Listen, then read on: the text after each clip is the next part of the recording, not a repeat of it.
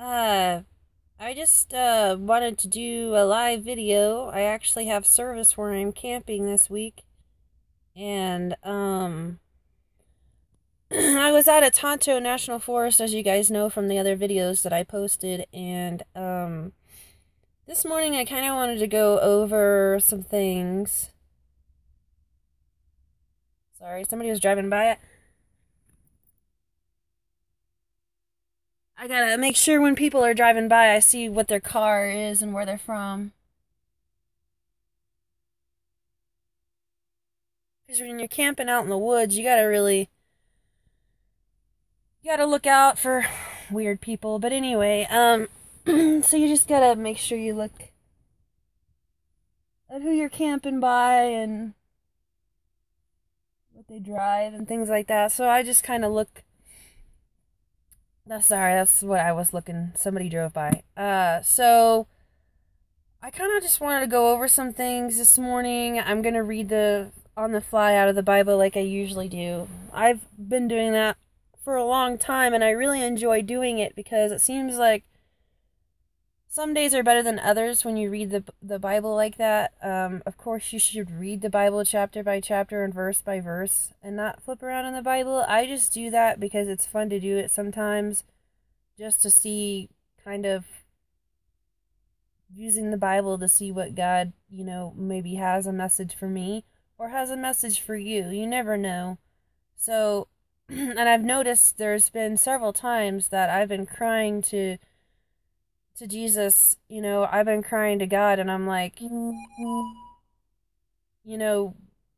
give me some sort of sign, or, I'll get my Bible out and I'll be like, can you just, I'll just open up to whatever page and I'll read it and it'll comfort me, and it'll make me feel like, like he's literally talking to me with the Bible, and kind of, sometimes it comforts me to use the Bible that way. And I don't know, I've noticed that people have enjoyed it too. As you can see, I've opened the back of my camper window so you guys can see I'm camping out in the pine. I love the pine. I love the mountains, but I love the pine. I really like the pine forest. Okay, for one, you'll never have to worry about firewood. Okay? For two, I do knife throwing and I do hatchet throwing, and it's really hard to practice that when you're in the middle of the desert and there's no wood. That's the problem. I love the desert mountains, don't get me wrong, but the problem with the desert mountains is there's no wood. There's these little dried up little shrubs and stuff like that, but there's really no wood to create fire with, and as far down south in Arizona as I was, there's no sage plants. I like sage, and there's no sage. I miss the sage.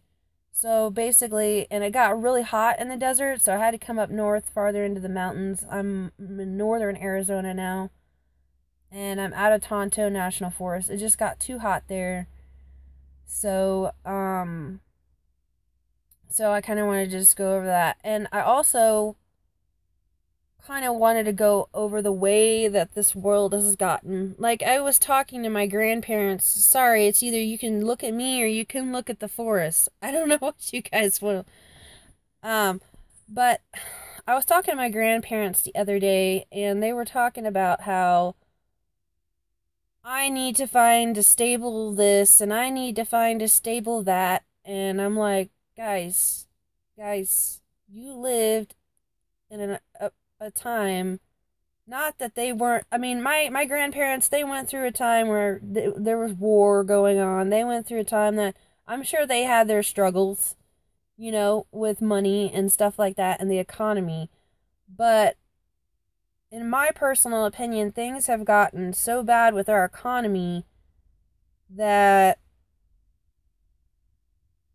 I look at it like things have gotten so bad with our economy. And I mean, yeah, you can go back to, all of what, I can't remember the name of it right now. Prohibition and all that. You can go back in those times when the economy collapsed. You can go back to the slave days and go back. Yes, it was bad then too, but it's just gotten to nowadays where everybody's so secure in their job, so secure in this and so secure in that. People got to realize that can be taken away like that. The government can come in and take away your job. They can take away your Social Security. They can take away whatever they want, whenever they want to.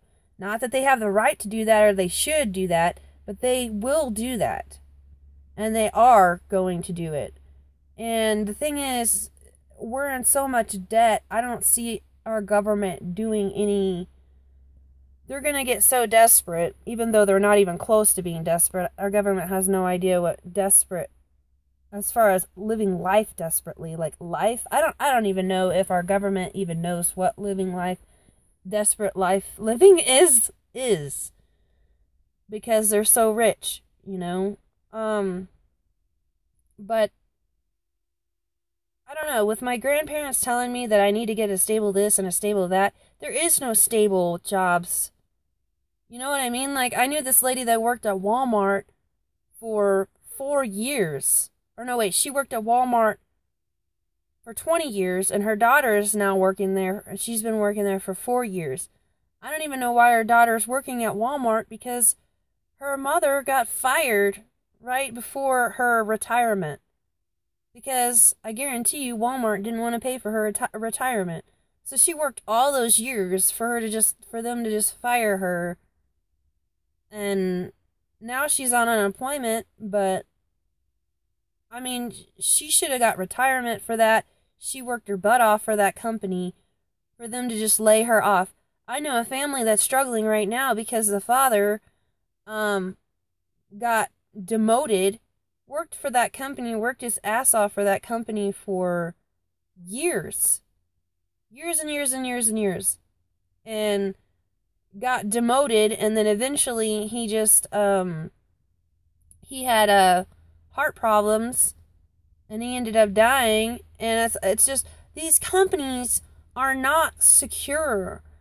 They're not secure. So, what I'm trying to get, my point at the end of this is, people need to live their life now. Live your life now, because this whole, I'm not saying that, you know, you gotta put food on the table, don't get me wrong. You got kids, you gotta put food on the table, I get that. But what I'm trying to say is, if you're unhappy in your life, you can change your life. People feel like they're so stuck, and you're not stuck. Like, you can change your life. You really can. Like, if you work hard and you really try, you can change your life for what you want to live for. You know, it's easier for me to live like this because I don't have any kids. You know what I mean? I don't have a husband. I only have me and my dog to take care of. You know what I'm saying? But I know a lot of people out there like me that are like, oh, I would love to do what you do. I would love to travel and do seasonal work, and that would be so awesome. And it's like, why not? Why don't you do that? And they give these excuses like, well, you know, I have this job and I've been here for 2-3 years. And it's like, well, do you like your job? And 9 times out of 10, most of them are going to say, no, my job is miserable. I hate my job. It's like, well, then why are you doing that? You know, so most people don't have an excuse to not go live their life. You know what I mean? I'm not saying don't have a job, don't go out, you know, nimbly bimbly and not care. But I'm saying is, there is a life to live out there. There is a life to live other than materialistic things. You know, everybody wants to have a job, not only to provide for their family, but to get a cool car or to have a big house and a boat and money and go out and do whatever you ever want to do at all, whenever time you want to, you know, and go to all these clubs and cool, you know, places. But, you know, you don't have to be rich to do what I do. You don't have to be rich to do what I do. Like, I don't pay rent. See where I live? Like, I don't pay rent. You know, my rent is my gas money that it takes me to get up the road to another spot, because you can't live in the forest in one spot for any longer than 7 to 14 days. And they'll tell you if you can only stay there for 7 days. But basically, I just wanted to show people kind of how I live. I live out of a camper. This is the back window of my camper. You can see now I'm in the forest because it was really hot in the south, and basically you just go south in the winter and then you come up north slowly in the summer and you go down south slowly in the winter, and that's how it works. And I've been doing seasonal work. I do seasonal work. Like I had my second job interview this morning, and then on Thursday I'm gonna have my third job interview, and so it looks like I'm gonna hit a job here soon. It looks like I'll probably start and work here in probably the end of this month, beginning of June, and that's what I do, and I'm able to afford it because I get these big bonuses at the end of most of these. If you get a good place at these seasonal lodges or resorts, I mean, I go on coolworks.com. That's where I get most of my job opportunities. I've got other job opportunities by just, you know, typing in something on Google and looking for, seasonal, whatever you're looking for, seasonal housekeeping, seasonal maintenance, seasonal pet jobs, horses, whatever, And what's cool about it is if you're like, okay, I want to be in Texas for the winter, then you have all of Texas to work with. Like if you live in a city or you live somewhere specific that you're just honed in on that one area, you don't have much job opportunities to find. But if you have that whole state, you got thousands of options, thousands and thousands of options. So it's like when it comes to how it is right now, like there are so many job opportunities out there. That's why when people say, "Oh, I can't find anything," that's BS. You can't find anything. Now it takes a month to 2 months to find work. So I give people that. And it might take longer for that if you're secluded in one area, but that's why I like to live how I live, is because I can go, okay, this is where I want to go in the winter, or this is where I want to go in the summer, and I have that whole area to work with. Like this season, I'm going for Wyoming, Montana area for the summer, and I have both of those whole states to work with. So I've applied for over 50 jobs, cool jobs, okay, out in parks and resorts and national parks and stuff like that, because those are cool jobs, you know what I mean? Over 50 of them. So because I have all of those two whole states to work with, you know what I mean? So it creates a big, wide opportunity for all of these cool jobs. And a friend of mine just kind of wanted me to talk about how I live and my lifestyle and how I'm able to appreciate the little things in life a little more, and I'm able to get away from so much materialistic stuff. Because when I used to live, like I lived in Missouri for all of my life until the last 5 years. The last year I've been on the road doing this, and I love my life, and my relationship with God is better and closer.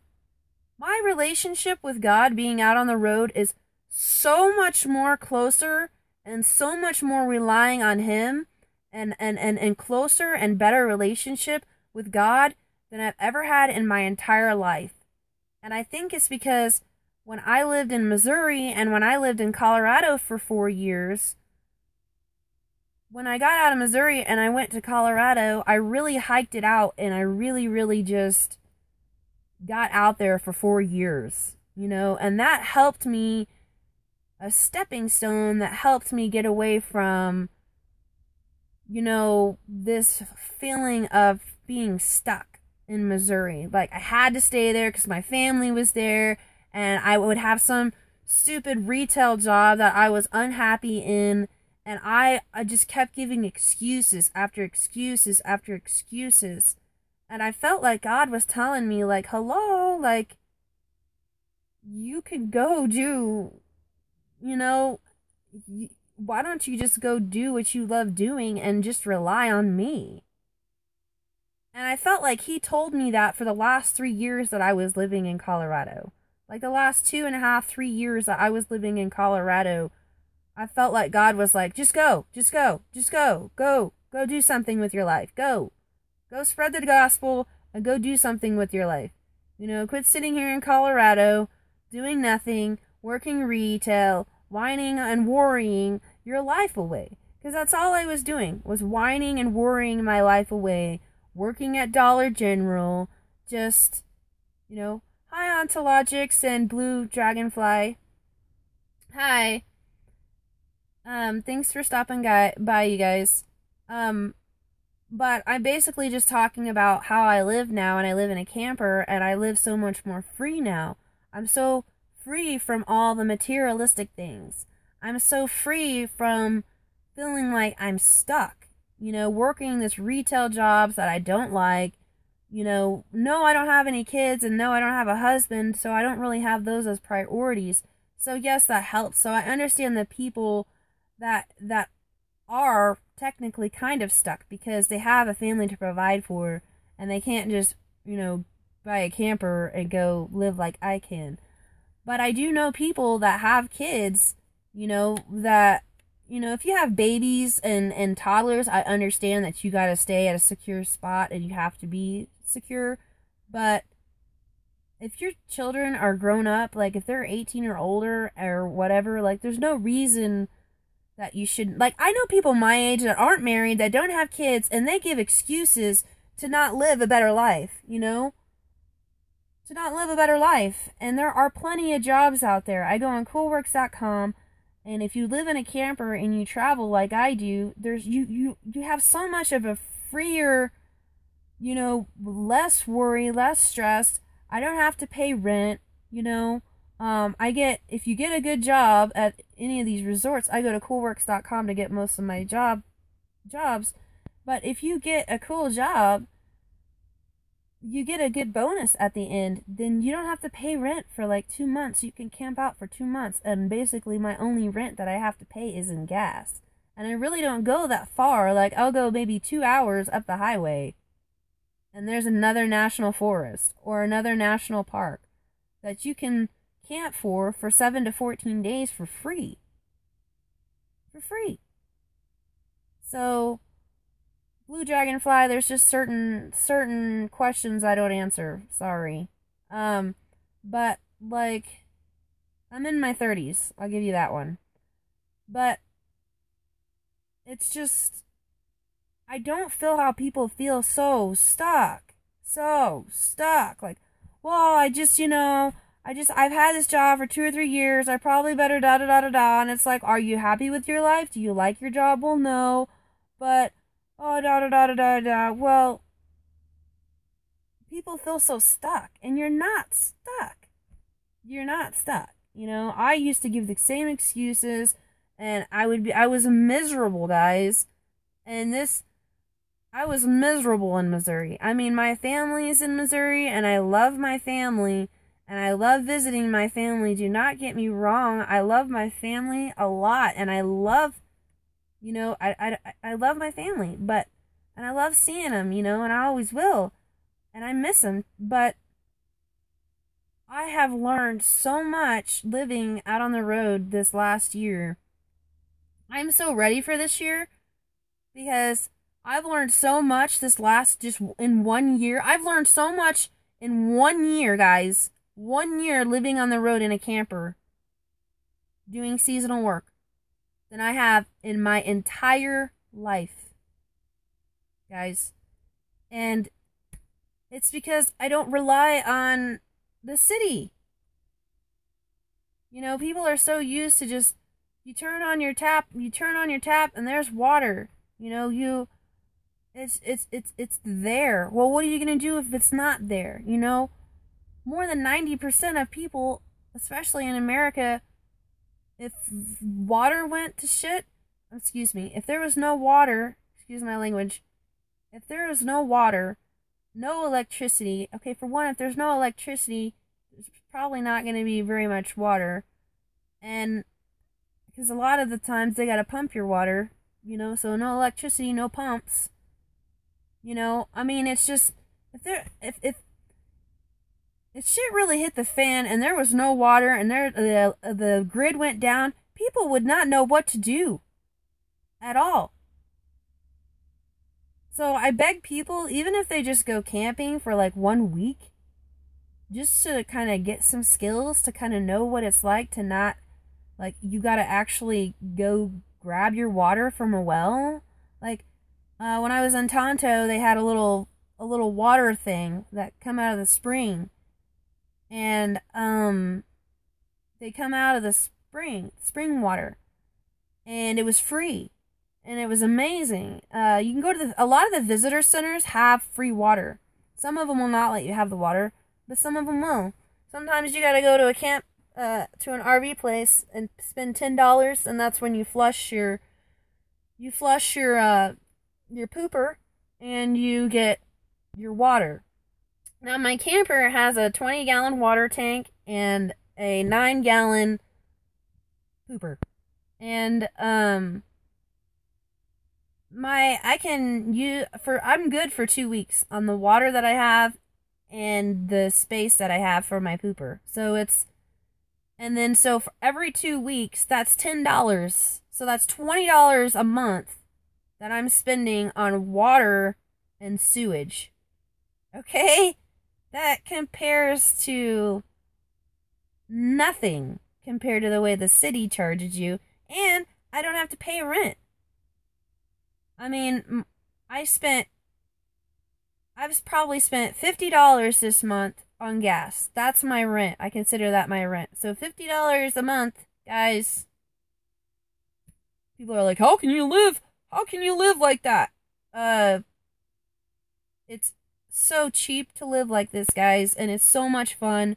And on forest land, Dragonfly, you go to, okay, if you can go on campindium.com, that's what I did for the first year, but now I realize if you just get on Google Earth, BLM land and forest access land, it's all forest land. And you can get on, it's campindium.com, and it's kind of a glitchy website, but I used it for the first year to kind of get used to where I can camp, what it looks like on the maps, and things like that. But this year, I really haven't been using Camp Indium because the website has just got so glitchy. When you try to zoom in on it with your finger like that, it just gets really glitchy. But if you have the patience for it, and I had to last year because I didn't really know where to camp at, but I've realized if you just get out a map or you get on Google Maps and you look on there, you can see where the BLM and the forest, the national forests are. And it'll tell you on the map, and it has a green line, and that's the forest land. And if you're anywhere in that green line, you can camp there for free for up to 14 days, unless they have a sign. Now, a lot of states, they have different regulations and stuff like that.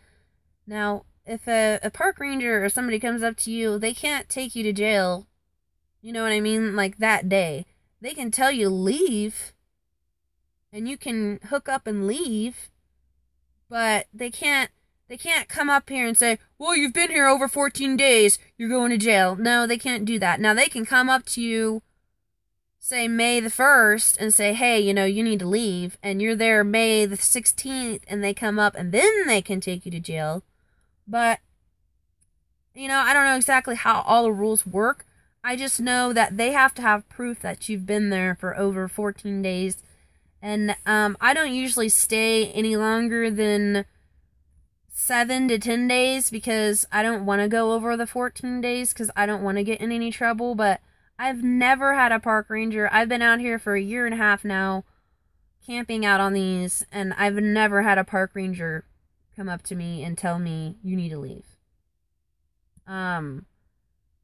That's not me giving you an excuse to stay later than the 14 days. I do not suggest staying at any of these national parks for any longer than 14 days.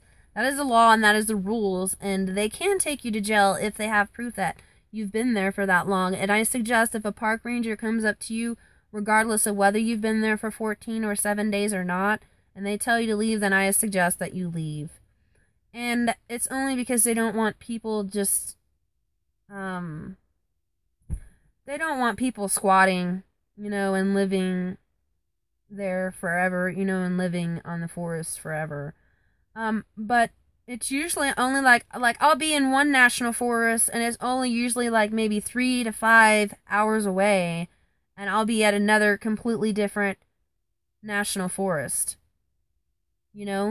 So it's really not that hard to, it's not really that hard to move around, so then that way you're staying within law regulations. And hi, Gigi. Again, thanks for everybody stopping by. I'm just kind of having a morning chat about how I live and how people feel so stuck in their everyday lives, and how you're not stuck, especially people who don't have kids are not stuck. And because I understand there are priorities in life. I mean, I understand that. You got kids, you got bills to pay. You can't really just go out and camp out in the forest like I do and live the life I do. But I know a lot of people that are my age, in their 20s and their 30s, and they don't have any responsibilities, and they give all these excuses like they're just trapped, and they're not. And they're so jealous and they envy me so much, and it's like, I didn't really have to do much to have what I have. Like my trailer, all right? My trailer was only like $5,000, okay? If you work really hard, you can save up that money in a couple years. If you get a really good job that actually pays out good money. And when I worked really hard when I was young, when I was like 14 and 15, I worked really hard, and I saved a lot of money when I lived with my parents when I was young. So I think that's kind of what helped me. I got me a little house, and I sold my house, and when I sold my house, I got my trailer and my car. So that's kind of just how it happened for me. But I have extra money, and it's because I saved up a lot of money when I worked as a kid, and so when I sold my little house, it was just like, there was no reason for me to stay there and be stuck there, and I love my family and I miss my family, but it's just, people are not so stuck. Like, they think they're so stuck, and they're not, so I don't know, I'm just yapping today. I woke up this morning and I thought, you know what? One of my friends told me that I need to talk about, my lifestyle and how I camp. And I thought maybe I'll open up the back window and wipe it down with some Windex and kind of show you guys I'm out in the forest. Last week I was out at Tonto National Forest. If you watched my videos, then you can see I had an absolute blast. I get about 4 months off in the year.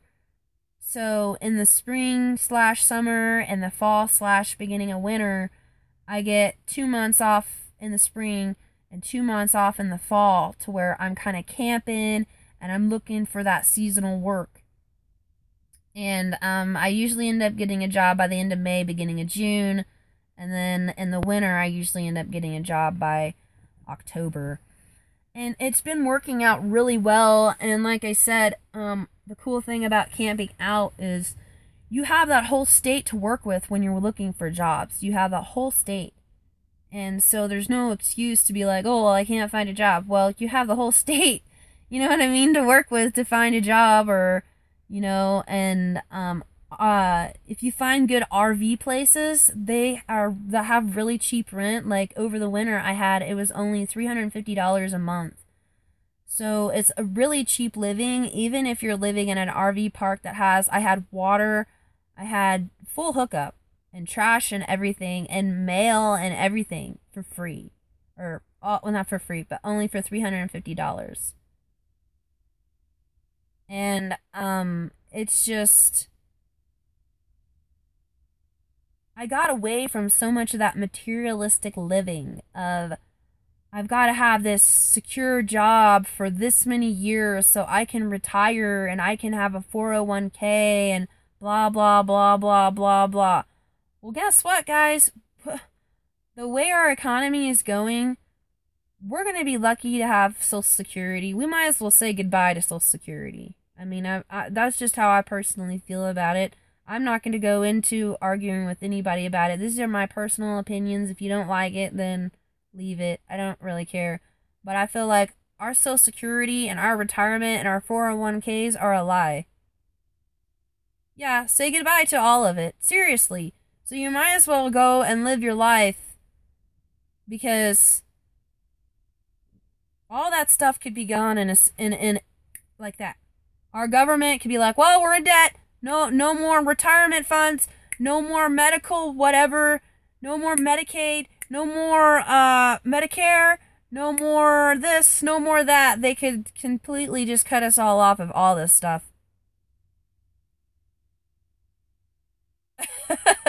Yeah, you might want to think of some of these things. Because, I mean, it's true. Because we are 100, what I heard the other day, 100,000, or wait, $100 trillion in debt. I can't even keep count anymore. Whew. But we are so in debt, guys, that I'm surprised that we still have any of this going. I am so surprised we still have any of this going. So that's why I'm not saying that we don't have the right to protest, because we have every right to protest, peacefully protest, but to me, honestly, I feel like it's doing no good. They're not really listening to us. And so the way I look at it is, go live life, because life is short. We only have so much time left anyway. So you might as well go live your life, and love God and love people the best you can and live life, because that's all I worry about. That's all I worry about. I worry about, where am I camping for the week? What do I have enough money to go see another Indian dwelling? If not, then I'll hike it up the mountain somewhere and I'll find it myself. Like I showed you last week, I'll find it myself. But I'm going to go ahead and read some of these Bible verses on the fly, like I have been. And I just kind of wanted to show people, how I live and why I live the way I do, and how it's really released me from a lot of materialistic things. It's grown me a better relationship with God, because I rely on Him more. I don't rely on the government or my family more, or this or that. I rely on Him to show me where I need to go. And Gigi, just like I told Dragonfly, there's some answers that are some questions I don't answer because with reason. But just know I'm protected. But so I get off track so easy. I swear I'm ADD or something. But yeah, it got me away from such materialistic living. And it growed me with my relationship with God. And I felt like the last 3 years that I lived in Colorado, God was just like, you need to go. Just go and rely on me. Because I was so scared. I was like, well, I'm not going to have water access. I'm not going to have heat. I'm not going to have air conditioning. I'm not going to this. I'm not going to that. And worry. That eventually I was like so unhappy with the jobs I was working. I was so unhappy. I was like, I need to just do what I feel like God was telling me to do, which is go. Go. You know how the mother eagle, if the baby hasn't left the nest, she's like, bink, and kind of just like, bink, pushes the baby bird out of the nest, and you either hit the ground or you fly. Well, that's what I felt like God did to me. He was like, go. And he kind of went, bink. And I was like, boop. And I flew, I flew right before I hit the ground. And that's kind of what I felt like I went through. And but now that I'm flying and I'm soaring above the trees, it's just life is just bliss, and I can just enjoy my life. I can enjoy my relationship with God. That not that I didn't enjoy it before, but I found myself just worrying and praying about worrying and worry. And, God, if you really, really listen to when you ask questions in prayer, if you really, really listen, God has this really soft voice and He'll tell you what to do if you really, really listen. That's what He does for me, anyways. And I didn't do it for the longest time because I was so scared. Because when you live in a trailer, you have to go get your water. I have a 20-gallon tank, so I only get 20 gallons.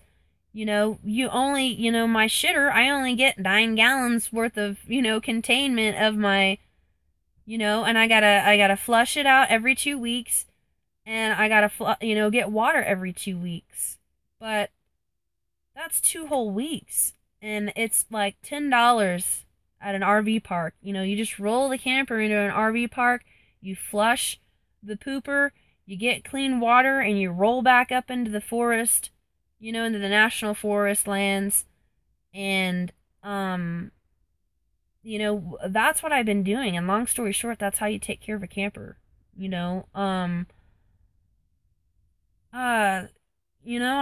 mean, my friend wanted me to talk about how I live and stuff, but it's a really simple life. It's just very simple. I have like 15 like milk jug gallon jugs that I go get more water and stuff because the first week, if it depends on how much you're taking a shower and stuff, because if you take a shower every night, you're going to be going and getting water a lot.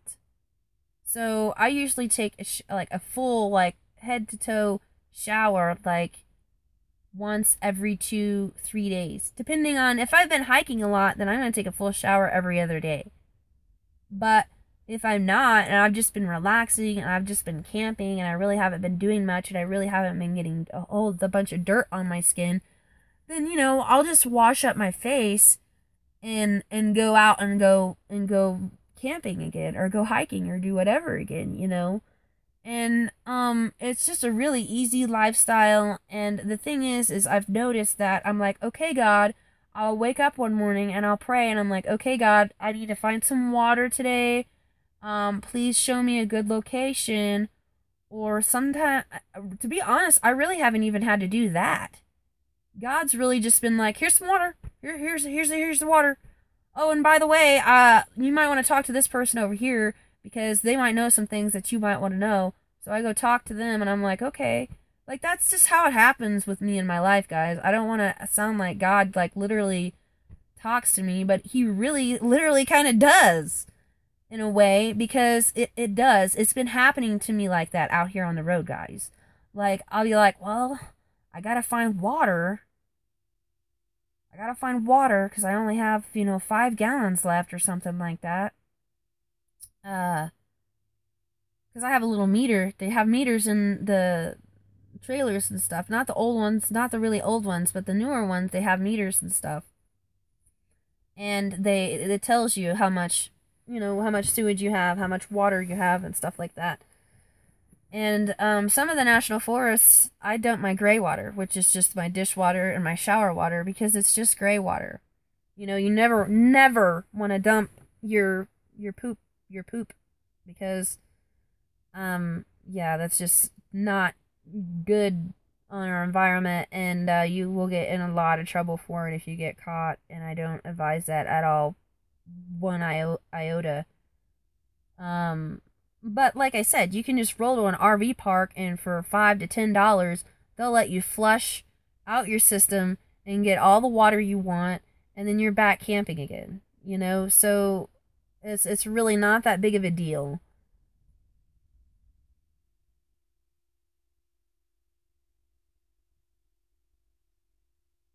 Yeah, Gigi, I want to see them horse videos. I want to see those white horses that you have. I know you left, but maybe you'll come back and watch later. I want to see those horses. But I'm just kind of chit-chatting today about my lifestyle, and just kind of seeing who comes in and saying hi, and, nothing really special or anything. I'm just kind of having an off, lazy day today, kind of trying to recoup. I got hot in the desert, and, so I come up a little farther north. Now I'm in northern Arizona where it's a little cooler. And then it's like last night I got cold, so it's like, do you want to be cold at night and not hot during the day, or do you want to be hot during the day and not cold during the night? And to be honest, I got lots of blankets, so I'd rather be 45, 45 at night and 70 during the day than it being 70 degrees at night and it being 95, 100 degrees during the day, where you can't even sit in your camper without feeling like you're in a sauna. So, to be honest, it's better off to be a little chilly at night than it is to be super hot during the day. That's just me personally. When I'm out camping, I'd rather be cold during the night and put on an extra blanket or some extra clothes and snug it in with the dog than to... Oh, Gigi, I was saying, I want to see those horses, okay? Even if you just let him out play in the snow or whatever, I want to see those horses. I love horses, and I've been trying to get a job at one of these ranches. The only problem is, since I have a travel trailer, they're like, they won't even let me live on property, which is fine. I've tried to let me camp out, on the road somewhere, because I don't mind camping. I love camping anyway, and I could just drive to work, but they don't, I don't know. The second I tell them I have a travel trailer and a dog and stuff like that, they're like, nope, nope, nope. So I've been applying more at, like, campgrounds and RV parks and stuff like that lately. And, but I want to see those horses. But eventually, hopefully I've only been on the road for a year and a half, so hopefully in a couple more years, I'll have it figured out a lot more. Like, I've got the camping thing I've got figured out. It didn't take me very long to figure out the national forests. And like I said, I went to campindium.com, Indium, not Indian, campindium.com. And, you can just Google it. You can find it real easy. And it'll tell you all the, free national forest lands and stuff like that you can camp on. But it's real easy. You just go off a forest road. It'll say on Google, if you zoom in enough on Google, it'll say FR, which is forest road.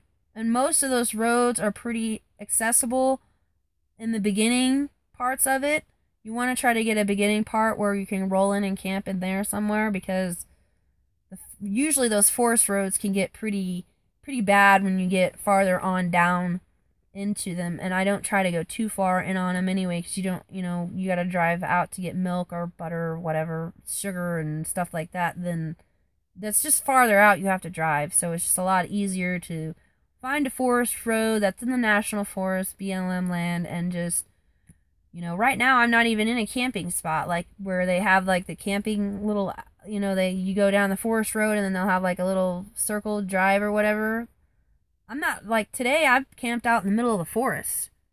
Like, there is no circle drive, so sometimes the forest roads are really, like, they don't have big ditches in them, so you can kind of just go, oh, there's a nice flat spot right there, and you just kind of go in there, you know what I mean? Like, you don't have to worry, because when I first got on the road, I was so worried about all these things, and I realized that it's a lot more accessible than people think it is in these forest access roads. It is a lot more accessible. It doesn't always have to be at a roundabout camp spot that has a circle of camping fire, bonfire stones. You know what I mean? Like, it doesn't always have to be like that to find a camping spot. I mean, I've camped off the road at so many different places that weren't official camp spots, that as long as you're in that green zone that says National Forest, and you're in that green land zone, then you're good to go. I'm the same way, Gigi. I would rather camp out on a forest road out in the middle of nowhere and be like, and have one neighbor. Like, I have one neighbor. They're in an Airstream, in a silver Airstream. Matter of fact, oh no, they're still there. But I can barely see them through the trees. Like, I don't even know if you guys can see them or not. I'm trying to point them out. This little white thing right there is their truck and their camper. Anyway, you can't even see them. So, it's like it's really secluded out here most of the time. And yeah. So I have one neighbor. Yeah, barely. If you would even consider that a neighbor. So, I've been sitting here yapping for 45 minutes. And I really haven't been reading the Bible like I said I was going to. Like I said, this is just kind of a live chit-chat. Just kind of woke up camping. Kind of just chit-chatting with people. I am going to do some Bible verses kind of on the fly at the end of this video. But I did my job interview this morning, and I thought, I'm just going to open the back window and kind of just show everybody today. See who pops in and says hi, and just going to show everybody today and tell everybody what my life is like living out on the road, and, how it's just got me away from materialistic things of this world. It's got me out of the world and into the wilderness. And I love the wilderness, whether it be the desert mountains or the pine. I love the pine because you don't have to worry about wood. Like, there's always firewood. Where in the desert mountains, there's like just shrubs and stuff, so it's kind of hard to find good firewood in the desert. Like, it really is. But I would rather be out in the wilderness, in the desert wilderness, the pine wilderness, the mountain wilderness. I would so much rather be in the wilderness than be in the city. Yeah, I thought about that, Gigi. I thought, I could do this. I can either do this now while I'm young and I'm in my 30s, or I can do this when I'm older and retire. And I've noticed a lot of these older people that are retired and they've chose to do it after retirement, they can barely even get their trailers set up together. This is the wife and husband. They're trying to get their trailers set up. They're trying to get everything set up, and they're hobbling around. I feel sorry for them. Like, I go up there and I'm like, do you guys need any help? Because they're hobbling around, you know what I mean? Not all of them are that way, but some of them are. And bless their hearts, they worked their ass off just to be able to do that, just to be able to buy their camper that they wanted, and I feel sorry for some of them that, have worked their ass off to get what they have, and they've worked so hard that they can't even walk anymore. Yeah, they can't walk anymore. I know a lady that worked for Aldi's. All of her life she worked for Aldi's. And I'm sure, I don't know, I'm sure she's got a good retirement through them. I don't know. But this poor lady is hunched over. You would think this lady was like 80, in her 85, like 85, 90s. This lady's like 50, in a 55 or 60 or something like that. I wouldn't put her over 60. And this poor lady can barely walk. She's hobbling over. I feel so sorry for her. She's such a nice, sweet lady. And such a great family, such great people, and, such hard workers. And it's crazy. But I've known people that were 90 that get around perfectly fine, so I don't know. But, it's just, yeah, it was better off for me to do it now. When I don't have kids, I don't have a husband, I don't have none of that to worry about, so it's just better off for me to do it now while I'm young. But my main point is God's been protecting me out here. Like, anytime I need to find water, it's almost like he just shows me where it is. I'm like, oh, okay. Oh, cool. There's water right here, or, oh, cool, I can go here. You know what I mean? Like, he just shows me where I need to go, and I feel like when I wake up in the morning, when I'm first thanking him about just having air to breathe, like today when I woke up, I was like, you know what? So much lately, I've just been like, thank you so much that I woke up today. You know what I mean? Like, thank you so much that I have air to breathe, that I have water in my tank. You know what I mean? Like, I think people really only pray when they need something. You know what I mean? Like, and it shouldn't be just about that. We should be praying and giving thanks to the Father in heaven every single day. You know what I mean? And try not to let it be repetitive. I find myself being repetitive sometimes because I'll pray to God at least twice a day. And when you do talk to him every day, it does get kind of repetitive, but you want it to be personal. And for example, like if I had a husband and he come in from work, I would say, "How was your day?" You know what I mean? Like, it might get repetitive to ask him that every day, but that's how a real relationship, you know what I mean? Like, when you really care and you want a solid relationship, that's how it works. So that's kind of what I'm going to use as an example as praying. It might seem like some people quit praying because they're like, "Oh, well, it's so repetitive." It wouldn't be any different than you asking your husband, "How was your day?" and blah, blah, blah, blah, blah. All the things, same things that you ask him every day.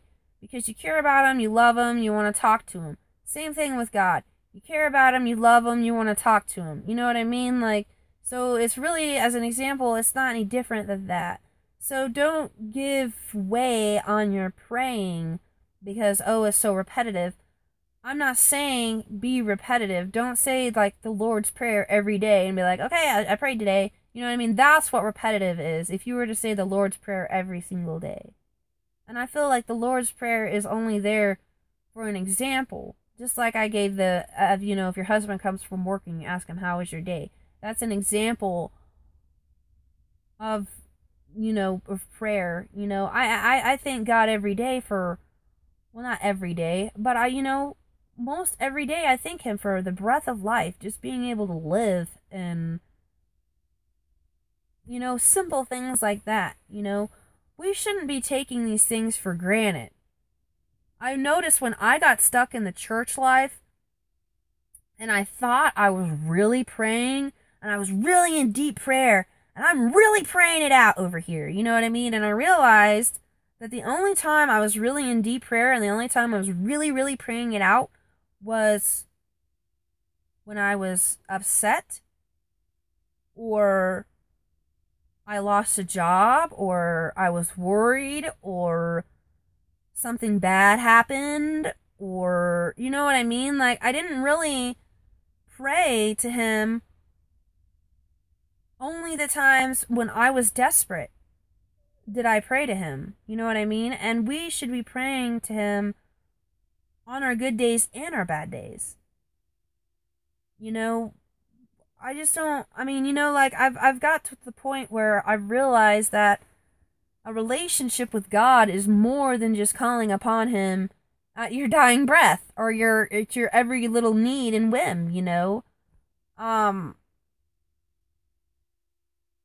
when you are on a bad day and you are having a bad day or life's just going to the pits,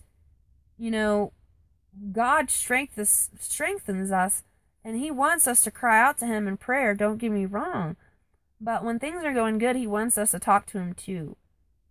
How would you feel if I was like, "Nope, I only want to talk to you on my bad days. I'm having a good day today, so just leave me alone. Don't talk to me, and I got it." You know what I mean? Like, that's what I feel like, what it means for people to try to do life their way. When they're like, "Nope, I don't need your help today. I'm doing good today. I've got my head on my shoulders today. I don't need you today, God." Like, that's one of those, I'm going to do it my way, I don't need God kind of thing. Even though you believe in him, but in a way, that's what you're saying when you're not praying to him and you're thanking him every day on your good days and your bad days. That's, in a way, what you're kind of saying. You're saying, "I don't need you today. I'm having a good day today. Only on my bad days. I don't need you on my good days." So that's kind of one of those things of doing it your way and not doing it God's way. Because I think a lot of people, they'll use the law to say that this is God's way and not to do life your way. Well, I understand that, but there's also other ways of looking at it. I'm not saying that discloses the law.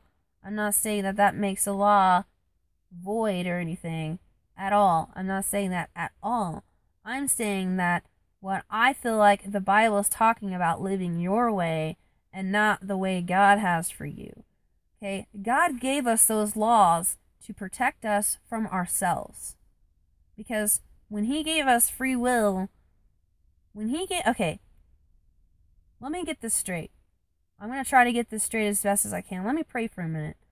Father, I'm getting into some deep material right now. I want you to be with me right now so that I can say these things appropriately and effectively the way that they need to be said and the way that they need to be said from your word, Father, because I want to make sure I say it right, because the power of the tongue is very powerful, and I want to be sure that I'm saying it correctly. So be with me, Father, in this time that I am speaking about this. In Jesus Yahushua's name I pray. Amen. So, the power of the tongue is very powerful, and, I just want to make sure I get it right, because it's very important. My relationship with God is very important, and when it comes to, okay, yes, the Father did, just remember, okay, the Father did create the devil, Satan. He did. But the problem of what happened is Satan rebelled against the Father. Satan thought he could do a better job, for one, and for two, the second one, this is how I personally feel about it. I feel like Satan was like, forget the humans, they ain't no good. Which, to be honest, is a pretty good point. We as humans are shitty creatures. We consume, and we don't care about our filth that we are spreading upon the earth. We don't care. Most of the time, most of us don't care. So it's not a surprise to me that when Satan was an angel in heaven, that he was like, I don't like humans. They're not good. You know what I mean? And I'm sure Satan was like, because he was an angel, guys. And God created him for a reason. Okay? I feel like Satan is here on this earth tempting us because God, how would we have a free will to choose good or bad if Satan wasn't here to show us what was bad? You know what I mean? Not only does the law show us what's good and bad, God has given us the devil to show us what is bad, because the devil is going to tempt us with what is bad. And I also feel like God gave us the devil so we would be tested. You know what I mean? God is using the devil to test us. And He lets the devil test us. The devil has no power. The devil only has the power that God lets him have. So we can be tested. And that's why we have free will. And that's why, there's Satan is, I'm sure I could explain this so much better. I feel like when I get into these deep conversations, I could explain it so much better. I'm sorry, Father. I don't feel like I explain it good enough. I really don't feel like I explain it good enough. But it's true, though. Satan is here to tempt us. And the reason why he got casted out of heaven, this is what I feel like went down. Long story short, I feel like Satan was like, I don't like these humans. They're messing it up. They're messing up the earth that you gave them. They don't care. They're consuming. They don't care about you. They don't care about us. They don't care about heaven. They don't care about the earth. They don't care about how much they consume. They don't care about each other. Let's just get rid of them all. Let's not even start another human race. Let's just get rid of them all. And God said, no, I'm going to do, no, I'm not going to do that. And Satan basically said, I can do a better job than you. And that's when he got cast out of heaven, and God said, excuse me, no, you didn't, and casted him out of heaven. But I think it's also allowed us to, and then I feel like, the Father did the flood thing, and he cleansed the earth with the flood, but he left enough of us here to where we could procreate and have another human and have humanity, have humanity and have civilizations again and have prosperity again and stuff like that again.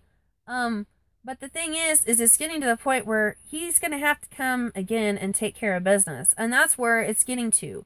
It's gotten to where people, okay, let me go back a little bit. After the flood and all that, when God came in the flesh as Jesus Christ and died on the cross for our sins, I felt like God knew that even after the flood and all that happened, and we procreated, and we went and we restarted civilizations again, and we basically started a new clean slate after the flood. Once we started anew, after the centuries and centuries went by and more humanity started procreating and we started getting civilizations and more communities, I think God started realizing again. He even gave us a law and everything through Moses, like trying to help us understand, like, hello, do you guys not care? Like, you guys shouldn't be doing this and you guys should be doing this.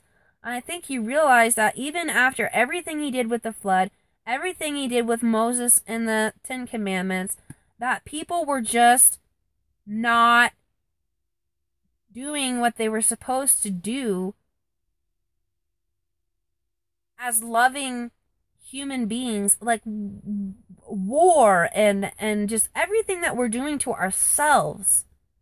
You know what I mean? Like wanting all this materialistic things, and it's creating such problems, like our sewer systems backing up, and that creates sickness. And what we're doing to our food, which is causing cancers, and what we're doing to our air, and that could be, that's probably causing cancer and lung problems and all of this stuff that we blame God for, and it's stuff that we've done to ourselves. You know what I mean? Like, I look through all the history of the Bible and all the history of all this stuff, and all this stuff that's happened is stuff that we have done to ourselves. Every single bit of it. Every single bit of it. So I don't blame God for any of this stuff, because to be honest, we've done it to ourselves.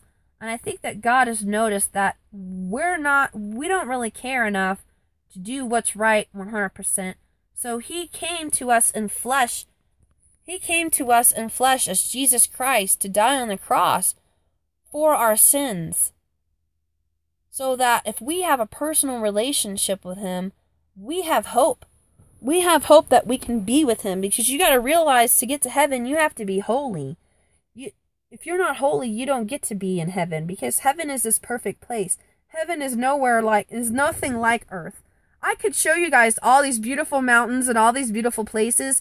It is nothing compared to what heaven is. I have no idea what heaven's like.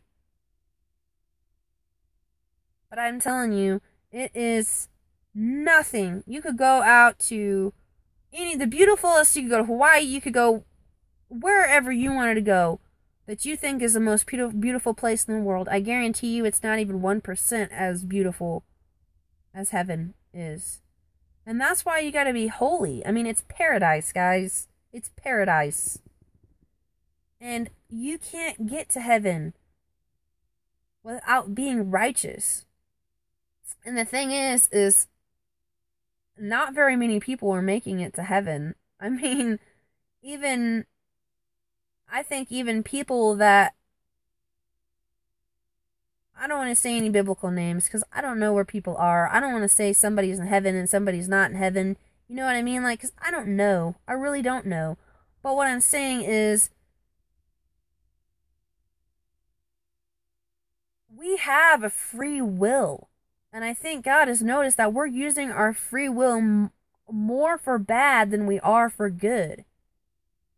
And he's given us, and Satan is on this earth, and he's prowling around to seek who he can devour spiritually, and see who he can sway to go materialistically, or to sway to go lustfully or to sway to go this way or that way. And I think it's a test.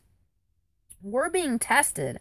Are we going to, like I told you guys in that Cherokee story in the last video, are we going to feed the bad wolf? Or are we going to feed the good white wolf of light more? Because right now we're in a spiritual battle. Every single one of us are being fought for. Every single one of us are being fought for spiritually. For example, like the devil has a hold of your left arm and God has a hold of your right arm. And spiritually, they're just ripping you in half. And what's happening is to your soul and your free will of your soul is battling with God and the devil. And who are you feeding more? Are you feeding the light more, or are you feeding the darkness more? And that's for you to answer, not me. I'm not going to sit here and tell you what you're doing or what you're not doing right. These are your personal questions that you need to ask yourself. Because in the Cherokee story about the wolves, the grandfather answers his grandson and he says, the one that you feed more is the one who wins the fight. So if you're feeding Satan more, who's going to win the fight? Satan. If you're feeding your relationship with God more, who's going to win the fight?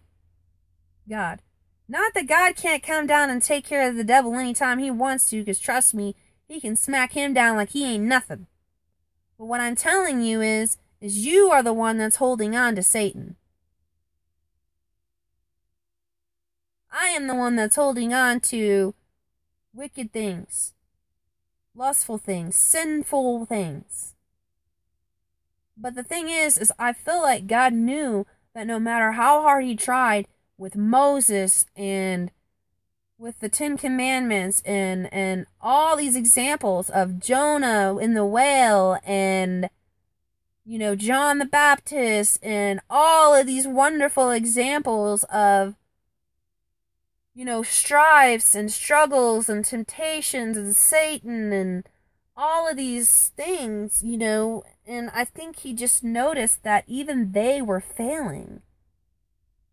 You know, and God loves the world so much that he gave his only begotten Son to die on the cross for our sins, that so whosoever believed in him with all their heart and soul and try to turn away from, you know, and turn away from your sin. But people don't realize, people get the whole, believing in God and, loving God and all that, but they're not getting the whole turn away from your sin part. And it's not that they don't get it, okay? It's that you're never going to be able to turn away from all your sin. It's not possible. The only way you can get to heaven is through Jesus Christ and his blood. And if you don't cry out with your heart and your soul to Jesus Yeshua or Jesus Yahusha, you will not be saved. Now, I don't have the right to pick and choose, but I can tell you this right now. I can tell you this. I do know this. If you do not cry out to Jesus Yeshua with all your heart and all your soul, and you don't love him the best that you can in this life, you will not go to heaven. And that's just how it is. Now, how I feel about when it says going your way and not God's way, this is how I feel. Okay, especially nowadays, because it's easy to see what God is talking about. I don't feel like he's just talking about the law and the 10 Commandments. Yes, that has a big deal to do with your way or the highway kind of thing. Yes, that has a big deal to do with being obedient and loving God and stuff like that. But you know how I am. I'm about a personal relationship with the Father more than I am about the 10 Commandments. Yes, they are important. Yes, being obedient is important. But where I am about on my personal relationship and what I'm saying is, when God is telling you to not live your way and to live his way, putting the Ten Commandments aside, there is a narrow way to heaven. Nowadays, everybody thinks that as long as you believe in a God, it doesn't matter whether it's Thor or a Hindu god or Buddha or something that you meditate on every day or whatever it is, as long as you believe in something and you are believing in God and you talk to this whatever every day, hi Jerry, then you're going to be saved and you're going to go to heaven. Like, there's all these different roads to heaven. Like, you believe in Buddha and reincarnation, well, you can go to heaven. You believe in the Hindu god, you can go to heaven. If you believe in this and you believe in that, then you can go to heaven. Because after all, just because I'm praying to the Hindu god doesn't mean that I don't love God, and doesn't mean that I don't love God. It's not like I'm denying that God exists. It's not like I'm an atheist, so surely God wouldn't send me to hell. The road is narrow, okay? Narrow. That doesn't mean just the 10 Commandments. That doesn't mean just the law and being obedient, okay? That means it is narrow. There is only one way. There's only one road. Not all roads lead to heaven. I can't sugarcoat it for anybody anymore. I used to do that a couple years ago. I used to, well, yeah, I gotta love them. Love them, love. I can't do that no more because I'm lying. I'm lying to you guys. And how is that love? How is that love lying to you guys? It's not. How is it love seeing that you're hanging on the side of the cliff in danger, spiritual danger, and I'm just supposed to just walk on by? That's not love. Everybody's so, well, just love them. Even though they're Hindu, just love them. Even though they're Buddha, just love them. Even though they're into meditation and the chakra, just love them. Well, I do love these people. And I do love you guys, but when it says that the road is narrow, to me, that's what it means. It's not just the law. It's not just the law. The road being narrow means there's only one road, one way to heaven, and that's through Jesus Christ, Yahusha, or Yahuwah, or Yahusha, however you want to say it. Okay, there's so many different ways to say it. That's why I know that's not your salvational issue. Your salvational issue is your personal relationship with the Father in heaven. That is your salvational issue, and believing in what he did for us. Because he died for us, guys. He took the bullet for us. He got tortured and sacrificed. I don't think peoples of other faiths and peoples of other religions and other faiths don't realize the Hindu God will not do that for you. Buddha will not do that for you. A sacred cow walking out in a field is not going to do that for you. An eagle flying in the air, or a hawk Horus, or any of these peons that think there's something are nothing. They will not do that for you. They will not take the bullet for you like Jesus did. There's no reason to worship anything else other than Jesus himself. He is your only hope. He's it, guys. That's what it means that the road is narrow. The road is narrow. Hi, everybody. Thanks for stopping in. I'm kind of just camping out today, having a lazy, I have service out in the middle of the forest. See, Jerry, look at this beautiful forest that I'm camping in this week. I'm kind of trying to show everybody my camping life, but now I'm getting into the word a little bit more. What was I talking about? I get so ADD. I start talking to people and then I forget what I was talking about. But the road is narrow. It's narrow. It's narrow. That's not, yes, it has something to do with being obedient as well, but it also has to do with there is not more than one way to heaven. There's only one way, and it's Jesus Christ. He is the light, the truth, and the way. He is the way, guys. He's the way. He's it. No other way. Okay? Now, the other point I was going to go through, and then I'll just read some verses on the fly, because I've been on here just yapping away about stuff for an hour and 15 minutes, which is fine. I don't really care. I just wanted to yap anyway. Just about stuff. I don't care. Just see who's going to come in and say hi and just talk to whoever, whatever. About camping and God. That's all I'm talking about. And, it's just, there's only one way. And the other thing is the devil, I'm going to go over this again because Jerry, you kind of went over about how the devil is here and living on this world and stuff like that. Are you sure you don't know? Sorry, I accidentally pushed a button. I wanted to go over it one more time for Jerry because he kind of went over it, and I want to say I agree with you. Satan is here tempting us right now, but how I feel like what went on in heaven, long story short, was we gotta remember the devil, Satan, was an angel in heaven, and he wanted to take over God's throne. He wanted to be God, just like he still wants to be God now. And I feel like he wanted to be God because God wasn't going to just wipe out humanity. I think God realized, and the devil in heaven, when he was an angel, realized that we're not so good. We're consuming our earth. We're filthy. We don't care. You know what I mean? We're unloving. We're always in war. We're always fighting. We're not very loving creatures. You know what I mean? Like, and I think the devil was like, let's just get rid of them all. And I feel like God was like, no, we're going to cleanse the earth with the flood or whatever. We're not going to get rid of them all. I love humanity. I love my humans and I love my creation. And I feel like that's what happened between the devil and God. And I feel like devil was like, well, I can do a lot better job than you. You know, why are you letting these humans stay on the earth? They don't care about each other. They're ruining the earth. They're ruining your creation. Like, that's what I feel like happened. And I feel like that's why he got casted down to earth. Or got casted out of heaven to earth and stuff.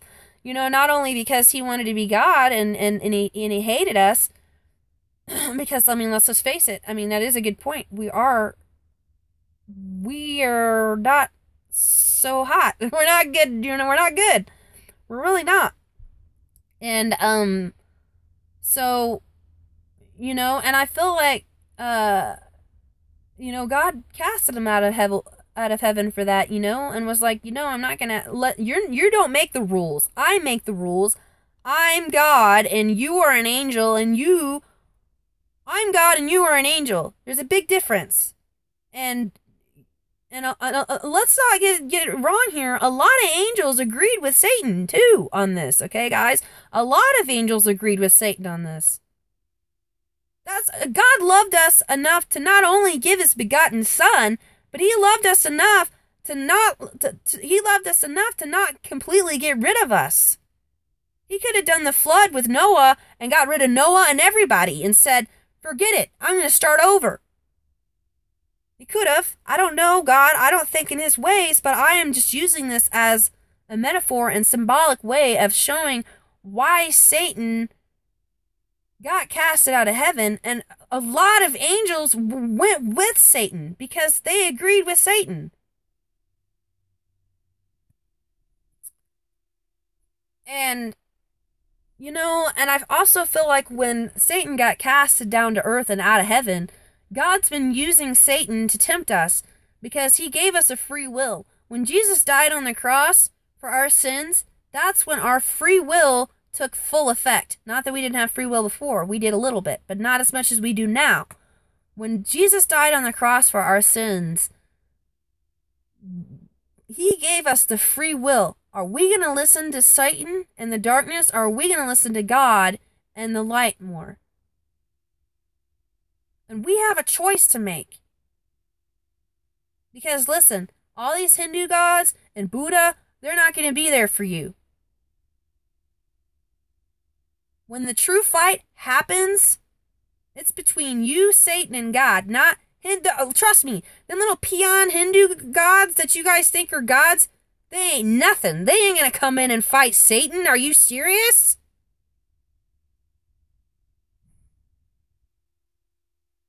Even angels don't want to fight Satan. Only God, only Jesus, Yahusha can take care of Satan. That's it. Nobody else. No other angels, no other good or bad angels, no nothing can take care of him. So that's why you need him.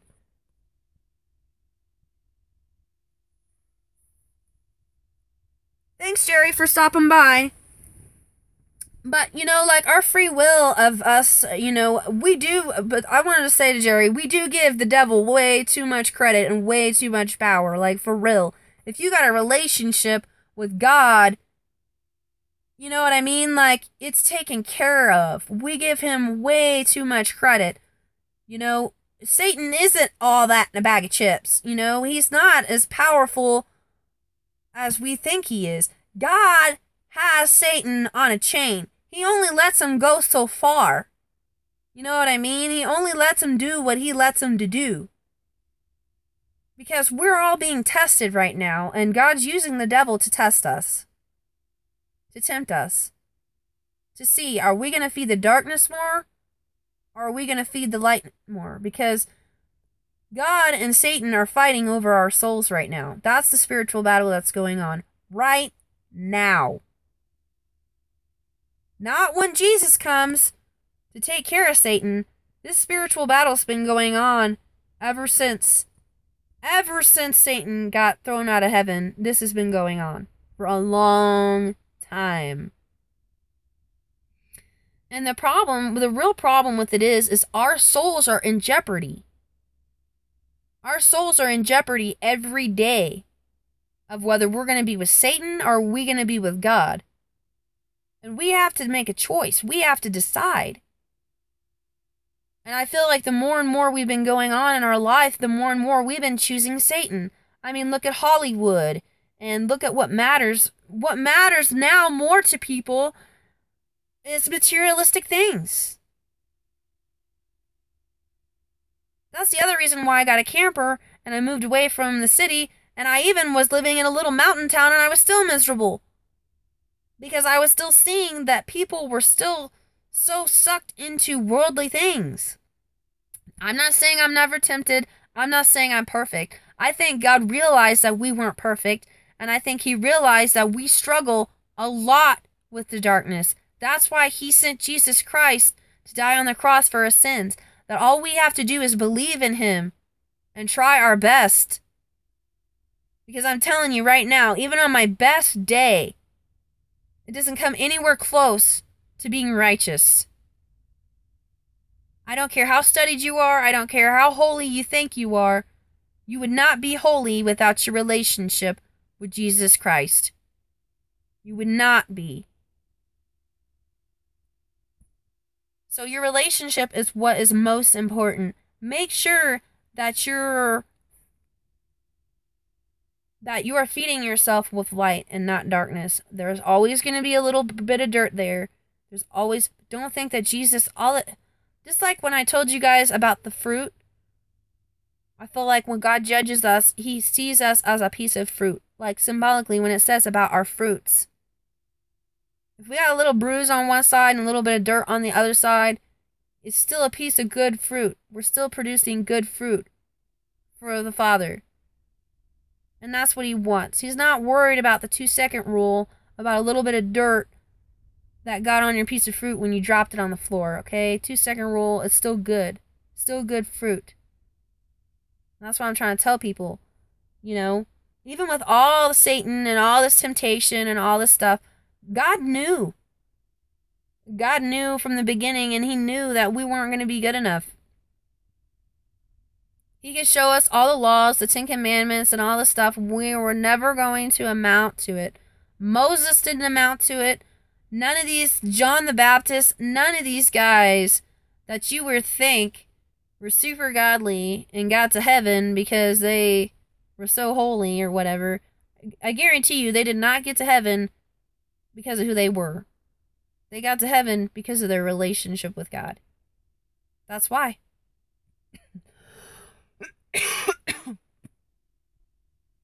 Now, like I said earlier, I don't have the right to pick and choose who gets to go to heaven or who doesn't get to go to heaven. But I know this, if you don't have Jesus Christ in your heart and you don't have a relationship with him, you ain't going.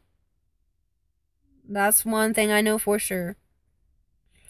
Alright, I'm going to read the Bible verses on the fly. Okay. Sorry, I don't have a little stand or anything like that, so... Okay. Lamentations 2, chapter 2, verse 8. And the Lord hath proposed to destroy the wall of the daughter of Zion. He hath stretched out a line. He hath not withdrawn his hand from destroying. Therefore he made the rampart and the wall to lament. They languished together. Her gates are sunk into the ground. He hath destroyed and broken her bars. Her king and her princes are among the Gentiles. The law is no more. Her prophets also find no vision from the Lord. I'm going to have to make this quick because my battery is getting low. The elders of the daughter of Zion sit upon the ground and keep silence. They have cast up dust upon their heads. They have girded themselves with sackcloth. The virgins of Jerusalem hang down their heads to the ground. So it seems like even the holiest of people of Zion screw up. You know what I mean? Like, so many screw-ups. You know, we're all screw-ups. But God loves us, and he wished no one to perish. You know, he really wished no one to perish. So all I can tell you is your only hope is to build a relationship with Jesus Yeshua. That's all I got for you guys. Because there's no other way. There's no other way. I'm not going to sit here and tell you to do this, and this. The only thing I can tell you to do is to believe in Jesus Yeshua. That's the only thing I know to be true and to be solid and to be sure of.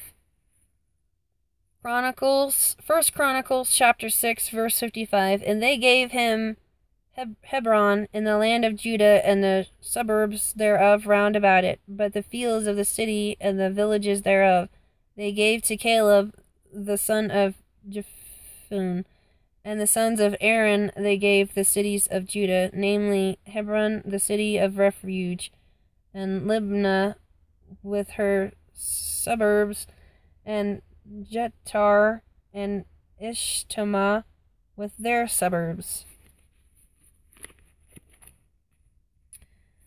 1 Corinthians chapter 12, verse 16.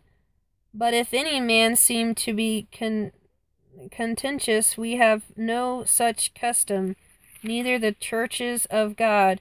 Now in this that I declare unto you, I praise you not that ye come together not for the better, but for the worse. For first of all, when ye come together in the church, I hear that there be divisions among you, and I partly believe it. For there must be also heresies among you, that they which are approved may be made manifest among you. When you come together, therefore, into one place, this is not to eat the Lord's Supper, for in eating every one take before other his own supper, for one is hungry and another is drunken. So it sounds like we're all going to atone for our own stuff. You know what I mean? Like, you can't blame it all on the church.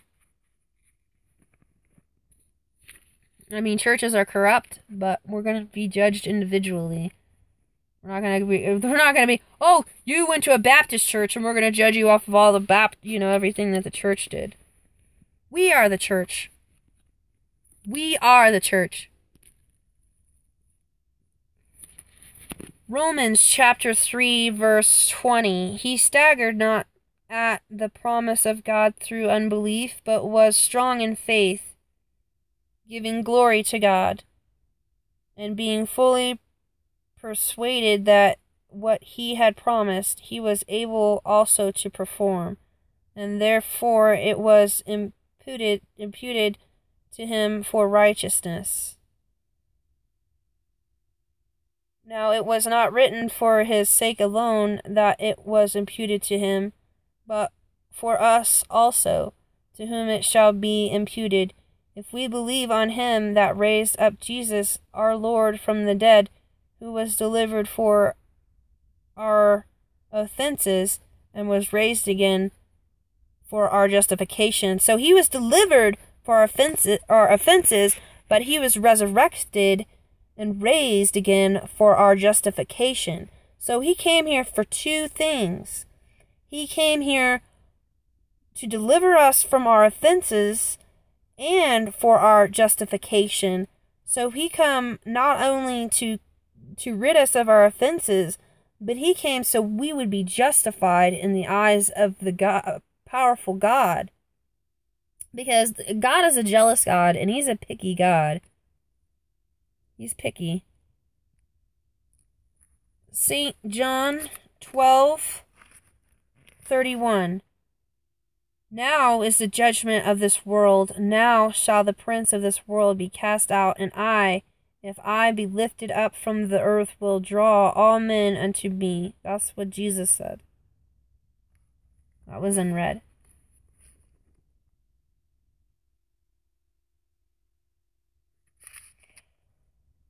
Matthew chapter 5 verse 3. Blessed are the poor in spirit, for theirs is the... Oh my gosh, you guys, I love this chapter. I'm going to have to read all of this.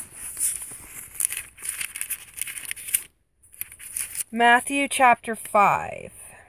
And seeing the multitudes, he went up into a mountain, and when he was set, his disciples came unto him, and he opened his mouth and taught them, saying, Blessed are the poor in spirit, for theirs is the kingdom of heaven.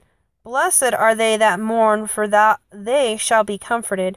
Blessed are the meek, for they shall inherit the earth.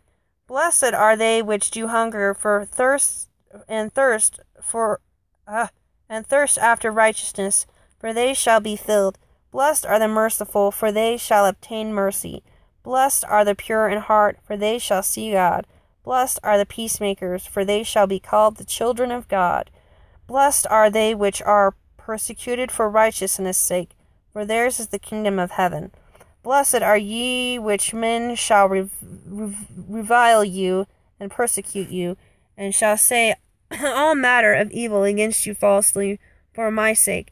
Rejoice and be exceedingly glad, for great is your reward in heaven, for so persecuted they the prophets which were before you. I'm going to go ahead and stop there because my battery's almost dead.